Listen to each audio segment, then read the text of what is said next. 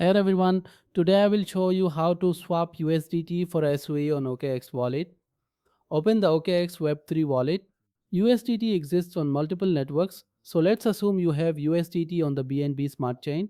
You'll need some BNB for gas fees and USDT on the BNB network.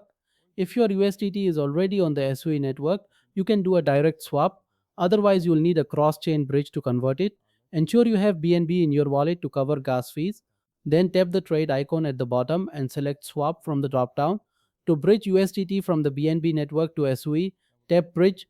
Replace the default token like Ethereum with USDT by searching for USDT and selecting BNB USDT. Next, choose SUI as the output token.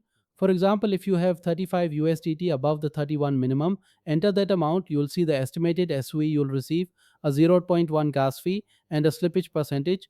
Confirm to complete the cross-chain swap. For a direct swap, if your USDT is on the SUI network, go back to swap, select USDT SUI as the input token and SUI as the output. Enter the amount of USDT you want to swap. Ensure you have some SUI tokens in your wallet to cover gas fees. Then confirm the swap. That's it.